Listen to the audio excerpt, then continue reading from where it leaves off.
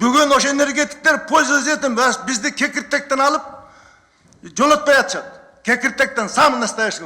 Мына биздин жаш балдар келип, жаңы курулуштар өтүп, алар баягы страдать этет. Мына ошону один из первый вопрос, мына бул водоснабжение, южный магистрал. Бүгүн биздин строительный университетте чыккан инженерлер жарым грамотный киши болуп чыккан. Себеби математика, сопрама, терес механиканы 50% атышаттыр. Ал келген ким деген инженер? Эгерде математиканы билбесе, сопраматы билбесе, ксанта көр. Бүгін мы нуждаемся в грамотном конструктором, расчетчиками. Мы нуждаемся не только это, водопровод, канализация. Нормальный инженер қалған жоқ, айнанай. Нормальный производитель работы, прорабты шықпай қалды. Егерде келгенде, ну-ка стройген план, чей десем, білмейді стройген план, айнанай. Азыр бүтіп отқан болды.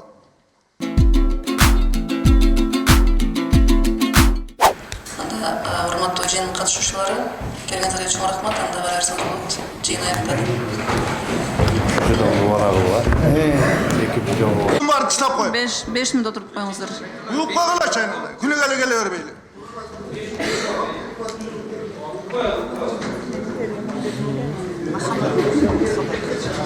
Махабат эргешин. Бир чогултуп уюп коюңуздарчы биз мына мэрия келбей койду эле тарап кеткен болбойт, себеби курулуштун проблемасы мэрияда эмес, правительствода главный чоң нерсе. Биздин нормативный технический документтер, биздин нормативный актлардын бардыгы бири-бирине айкалышпай, бири-бирине туура келбей, көп проблемалар чечилбей, ошону өзгөртмөйүнчө биздин турмушубуз өзгөрбөйт айнанай. Эгер мүмкүнчүн болсо, мен bir 5 мүнөт өзүмдүн мына тиги Карасартовго жибердим беле бир 9 лист информационный аналитический баарыңарга бергиле деп окуп койгула айнанай. Макуланда 5 мүнөт убакыт берели. 5 мүнөт сүйлөп. Экинчи вопрос айтайын. Мүмкүн болсо. Келиңиздер, урматтуу коллегалар, анан эметебиз. Жыйын катышуулар, келиңиздер. 5 мүнөт баяндама. 5 мүнөт баяндама. Коллегалар.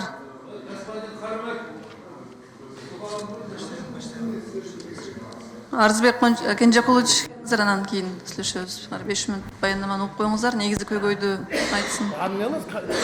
Чечимине кошуп койбойт. Кызматтан алысты. Эмне назар? Көрсөтөтү да чечим кошуп койду. Азыр батыр сааттын зайтман. Ким жет? Мурзоевпи? Мурзоевга суда. Биринчи лист окуду да. Шикиде жер ташталышты. Тоже коррупция. Урматтуу депутаттар, бизде нормативный право акт деген закон бар 241. Мына ошондо курулушчуларды бузган жөнүндө ошо нормативный право акта нормативный технический документация биздин сниптер жөнүндө бирде сөз жок. Мына ошон үчүн курулушта добровольный болуп биздин нормативдер болсо добровольный болуп калган. Билдиңиздерби? Ошон үчүн мен бир нече жолу Министерство юстицияга кайрылып, ошону өзгөртүп киргизүү боюнча нормативный технический документация ушуп биздин курулуштар боюнча нормативный документ болуп кирсин деп. Анан кийин технический регламентте биздин курулушчуларды строительный курулуштар эмеге чыгарып, есть такой нормотехнический регламент безопасности зданий и сооружений деген бар. Ошо жака чыгарып bir tartipke keltirip ber dep, men 5 yıldan beri, 10 yıl oldu, çeç alba koydum. Eğer şu çeçilse, bizdin normativni dokumentlerden özü zakonlu olup, oşun исполнение olup ele. Oşa zakonga girse. Bu birinci vapros. İkinci vapros, bizde bir tövele cumuşlar жазалган. Men özüm лично, как председатель Союз строитель, 2007 yıllarda 252-ден постановлениеден порядок разработки проектный документация. Ошол негизинде көп нерселер өзгөргөн. Ал оңолуп мына жакында былтырдагы өзгөртүү 12-чи болуп кирди. Бирок ошо менен катар жанагы самый коррупционный схема выдачи технических условий энергопоставщиктер боюнча. Биз ошону 105-че киргиздик эле. Эме деп 100 метрден объекттин 100 метрден технических условий берилсин. Ал эми энергопоставщик ошо жерге необходимую мощностью алып келип берсин. Анын үчүн биз за единицы энергоресурсы бір определенный сумма төлеп берели деп ошондой постановление чыккан. Ишенсеңиз, энергетиктер, пользуясь своим правом и беспринципно с нашим госстроя, вышел 171 постановление, 206 постановление, убрали все полностью, убрали полгода своей энергетиков. Сегодня остался так и коррупционная схема. Егер де ишенсеңиз, 1993 жылдан бери эсептеп көрсөңөр, шаарда строительдер за счет жительдин стоимость квартиры канча инженерный сет реконструкция кылды, жаңы линиялар тарттык, өзгөрттүк, канча новый мощность бердик. Бир эсептеп берсеңер санап, огромный вложили население за счет квартиры. Мына ошону бир карап койсоңуздар айнанай. Бүгін ошо энергетиктер пользуясь этим бизди кекиртектен алып жолотпой атышат. Кекиртектен самый настоящий. Мына биздин жаш балдар келип, жаңы курулуштар өтүп, алар баягы страдать этет. Мына ошону один из первый вопрос, мына бул водоснабжение Южный магистрал. Горкеңеш получает кредит водоканал. Алып туруп, бүт кредитный стоимость хотят покрыть за счет наших строителей. Не бывает же, айнанай. Так же нельзя так. Среди бела дня обобрать. Как будто это водопровод больше не будет эксплуатироваться. Шундай турмуштар көп та, айнанай. Ошон үчүн биз мына мен гострой отурат алдымда. Эң чоң күнөө биздин гостройдо, потому что он статус стал административным органом исполнительным. Административный орган. Хотя он отраслевой руководитель, отраслевой, который экономиканын ВВП'нын 12% берет жылына. А Кумтөр 9%, билесиңер ВВП'ны. Это мы больше даем строителю ВВП доля биздики. А этот орган, который руководит этим вопросом, он административный орган.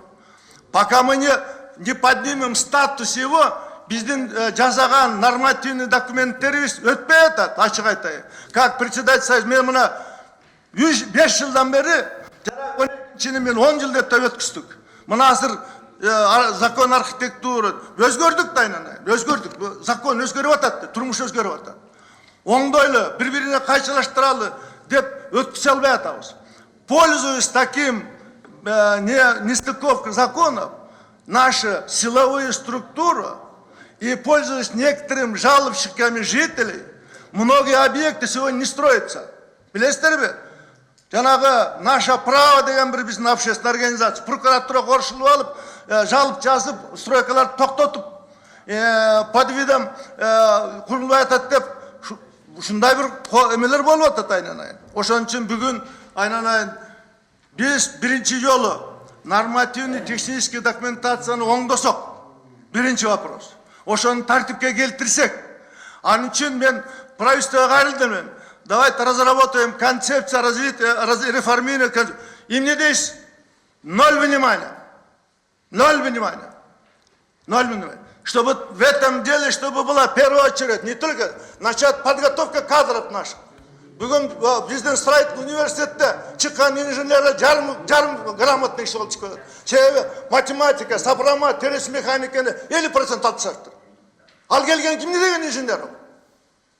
Эгерде математиканы билбесе, сопроматты билбесе, кто он такой? Бүгін мы нуждаемся грамотным конструктором, расчетчиками. Мы нуждаемся не только это, водопровод, канализация. Нормальный инженер калган жок, айнанай. Нормальный производитель работы, прорабда чыкпай калды. Эгерде келгенде, ну-ка стройген план, чий десем, билбейт стройген план, айнанай. Азыр бүтүп аткан балдар. Ошон үчүн айнанайын өзгөртөлү программаны. Мына отурат биздин статусы кирип, мынага ар бир коллега айтам.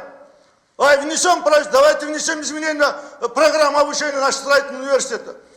Никак не получается, потому что их не признает министерство, потому что он административный орган. Вот с этого надо начинать надо. Я вас прошу. Но есть много вопросов на работе. Конечно, айтоеш кыйын. Мына отурат пожарник главный инженер. Он 16-й день выпускает закон о обеспечении пожарной безопасности. Кечипаевич. Булар протаскивают все себя, а анан 5 баласы түрмеде атат. Биздин норманы өзүнө киргизип алган. Айтсам болбой коюшкан. Ай, балдар, койсоңорчу. Вы же народ-то. Другой же, надзор деген. Мына ошон үчүн биякта да оймелер бар. Биздин мэрия жана айтып атпайсыздарбы? Есть bizde 571 предоставление земли без возмездия деген ушундай правила бар. Что делает горкеңеш? Получает его, меняет полностью. 6 правил устраивает, и бүгін даже арендованные земли ребята не могут продлить, получить. Понимаете, вот такая ситуация. Рахмат. Закон, Түшүндүк. емене, қотырып сәне. Мына осы арендован алған жерді сатып алмай атамыз бүгін. Экотехнический инспектор не принимает объект, пока не купишь. А купить нельзя, потому что аренда алған. Везде земельный кодекс киргизип атам. Егер де аренда алған жерді кубуп бүткөндөн кийин прямой продажа болсун деп. Потому что жер сатылат только аукционду билесиздер. Ана мен куруп алгандан кийин ким аукцион кирет менден башка. Мына ошону өткөрмөй атабыз. Бүгүн бир нече жерлер люди живут, землеге біз аренду мы платим. А они живут, пользуются услугами. Понимаете, какая ситуация у нас так сложилась? Вот у нас проблемы больше, чем проблемы. Я вам 9 листов передам полностью. Пожалуйста, изучайте. Потом давайте вас пригласите. Нас подробно по рабочему порядку работать. Самое главное. Мен бір айтып қойған сендерге күйдіре тұрған сөз. Бағы Беткайдан айтқан сөздің зары жоқ деді. Мен көпшілігіме биыл 55 жыл болды іштегеніме құрылышта. Мына сілер 6-шы сазыптасыңар. Шу 6 сазыпта бір жолы чақырып, заседание өткізген көрген жоқпын комитет. Мына ушул күні сілерді признавать етпей жатқанын. Мындан кейін бізді қараңыздар чайны, қарағылач. Рахмат зауқанлар үшін. Сізге рахмат. Сөз Баймұратов Кыларышев. Енді құрылыш бойынша қаулы алып бердік, рахмат айтып қойып отырмыз. Совмещение проектных средств? Рахмат.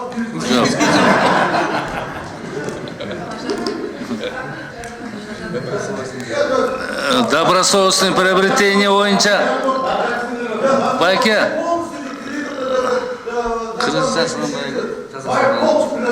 Байке таза сату алу бойынша параллельді құрылыш бойынша қаулы алып бердік. Аға рахмат, сөзіңіздің башында айтып қойсаңыз болмақ Байке.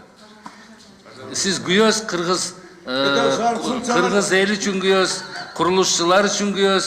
Бирок бизди да кичине мындай эч бир өткүзгөн жоксуңар заседание деп айтканыңыз бир аз окшошпой калды Байке. Махадыр Гишуна, эмкиде Горкеңештин төрагасында кош кой. Аскарбек Молдобаевич, кулак тыңшап койсоңуз, биз сизди уктук, жакшы. Кулак салып койсоңуз дейм. Сизди уктук биз бу жерден. Комитеттин биздин адреске да айттыңыз, жакшы жагын да айттыңыз, жаман жагын да айттыңыз. Бирок комитет колунан келген жардамын курулуш тармагынан аяган жок. Мына бу жерде ишкерлердин баары турат. Ар бир жерде бу жерден көтөрүлгөн маселелердин баарын колубуздан келишинче өткөзүп бердик. Ишкерлердин иштегенде жеңил болсун деп. Бул жерден сиз водоканал боюнча көтөрүп кеттиңиз. Биз аны билебиз. Бул жерден дагы кырылышып отуруп, ушу комитет өткөзүп берген. Өткөзгөндө ушуну өзүн берген инициативаны көтөрүп туруп, Южный магистралдагы водоканал боюнча, кошу боюнча биз инициатор болуп өткөзүп бергенбиз. Сиздерден келген эмес. Бизге каттар келген. Арыз каттар. Арыз каттардын негизинде биз көтөрүп өткөзүп бергенбиз. Мэриядан чакырганбыз, водоканалдан. Анда водоканалда иштеп аткан, дүйшөмбү иштеп аткан барып. Алдагы биздин комитеттин чоң бирден бир жардамы, аны эске алыш керек. Мына ушул жерде отурушат. Дагы айтып атасыз, жана МП боюнча деп. Добровольныйды обязательно өткөзүп бердик. Мына чечимге киргиздик. Бул чечимде турат. Ушунда азыр чечим мынакей бирден добуш берип атышат. Ушунда кой беребиз. Бу жерден Гостройдон да келбей калган үчүн, мэриядан келбей калган үчүн ушул токтоп калды. Азыр биринчи комитет. Бирок бул комитет дагы чогулабыз. Мына аягына чыгабыз. Эң негизги маселе сиз көтөргөн маселелердин баары тең камтылган бул жерде. Ушуга жооп берип коеюн деген. Рахмат болсун. Кулак салыңыз.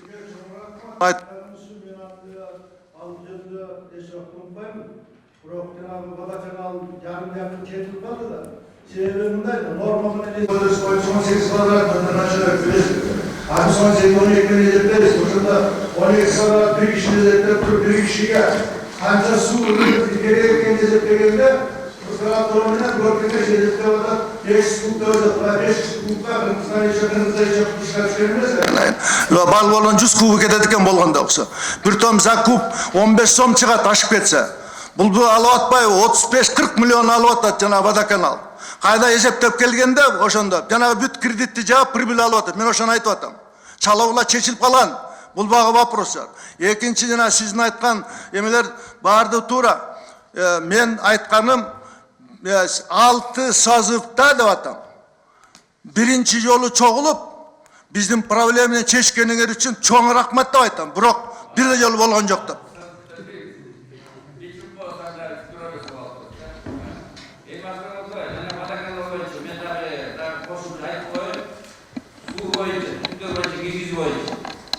Yarın çeşitleri bu bizde duramıyor. Biz çeşitleri seçimli Gorkenge sarmaktır. Doğru.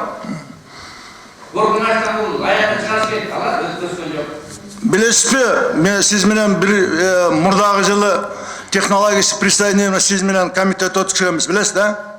Ошол чала болуп калды, білесіз го? Чала болуп калган. Мен ошон үчүн тарынып сизге экинчи келбей жүрдүм. Бесполез экен деп. Ачыгын айтайын. Мындайды, эгерде ошондой технологический присоединение нормально жазганда, водопровод, канализацияга, теплого, электроэнергияга жанагындай позиция болмок эмес. Бүгүн все-таки есть на теплосетка бар технология. Biz 1 гигакалорияга 3 миллион 800 миң төлөйбүз, 100 метрден берип атат. Энергетиктер болбой атышат. Мен азыр мына Гостройго айтып атам, ай, водопровод, канализация, бул өзү местный властька карайт да. Давайте ЖКК буларды разработать технологию присоединения. Давай чечели бир республика боюнча. Это не только Бишкекте, бут республика боюнча чечилет эле да. Билиңизби? Это был главный коррупционный схема жоголот. Екінші бүгін единая архитектура да атасы. Почему архитектура такой? Потому что там соприкосновение человека больше, чем даешь. Она мына Гострой отырады. 3 жылдан бері өтіс албайым мен. Регламент работы одинаково деген. Өтпейді. Потому что архитекторларға выгодно это. Мага выгодно емес. Айтып атабыз. Мен застройщик bir жол алып барып тышташым керек. Андан кийинки вопросун уже чечсин. Бүгүн биз чуркайбыз. Көчөдө даже труба өтүш үчүн айтат. Барып хозяиндан сурап келет. Кто делает такое вообще? Кто это такой вообще? Газопровод өтсө зданиедан. Дейт, эме кылып туруп, хозяин жильёдан таап келген дейт. Хозяиндан, притом его нотариально заверить эткеле. Yani daha geçirip koyuz. Ben sizge kayırıldım öyle, komitetke kayırıldı öyle, mına жителдер, baya жақында. По газоснабжению, bugün bilesiniz mi, 700 квартира без газа oturады. Потому что Газпром Кыргызстан не хочет брать на себя обслуживание внутренней сети. Хочет поручить какому-то дяде. Вы что, чешпей қойдыңар да? Bugün 700 квартира сидит без газа. 2 жылдан бері. Чечилбейт.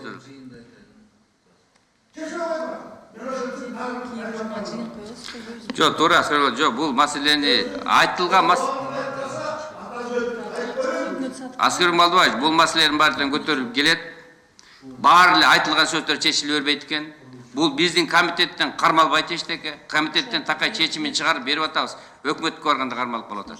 Аны өкмөт менен чечиш керек. Көп нерсени. Жанагы сиз айтып аткан тех условиялар боюнча, инженерный сеттер боюнча ал бүттен барып туруп эле мэриядан андан кийин өкмөткө барып чечет. 101-чи токтомго кайтап келиш керек. Ушуну возобновить этиш керек. Ушунда жанакы бүттен чечилет.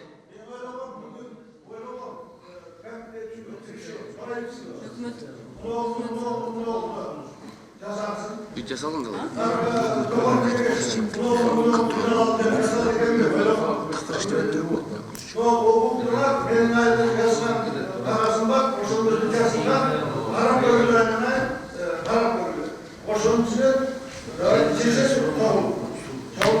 Рахмат, Аскер Молдович.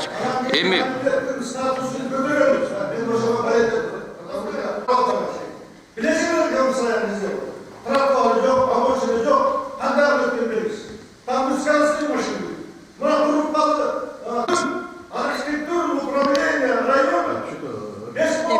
Аскербек Молдович.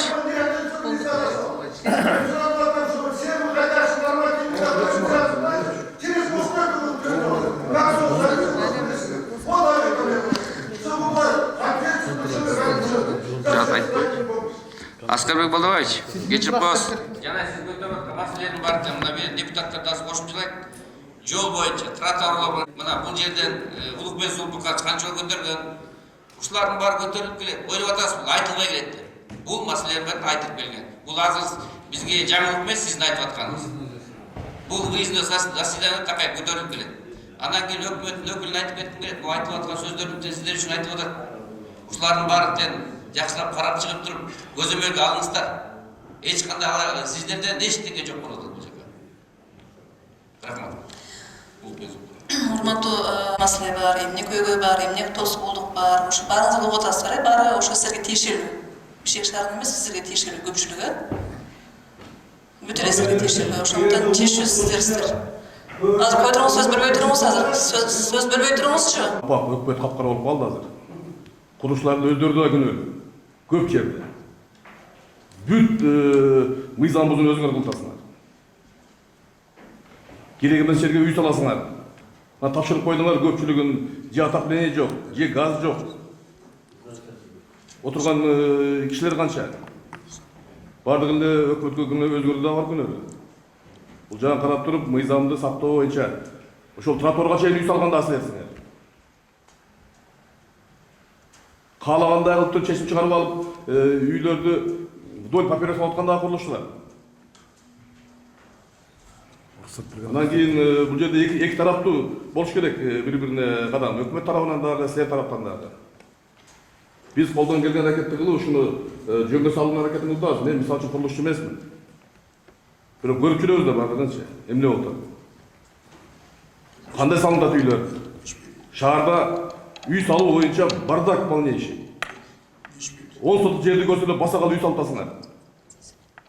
Же ага машина кое турган жери жок, же кире турган жери жок адамдардын. Ойлош керек да бардыгы бул жайда, эки тараптуу болуп. Мен сунушум, урматтуу коллегалар, мен өткөндө да айтканмын, комитетте биз олтуруп алып карай бербей, ушул маселенин бардыгын жогорку кеңешке алып чыгабыз сессияга. Мына ушул эки жол комитет коюлуп, чечилбегендигин дагы жазалы. Ушул вице-мэр, курулуш боюнча вице-мэрдин же болбосо ушул мэриянын дагы жоопкерчилигин кароо боюнча дагы сунушту токтомго киргизип алып чыгалы, ушул жерден палата кабыл алсын бардыгын. Мына курулуштардын өкүлдөрү чакыралы, келип отурушсун.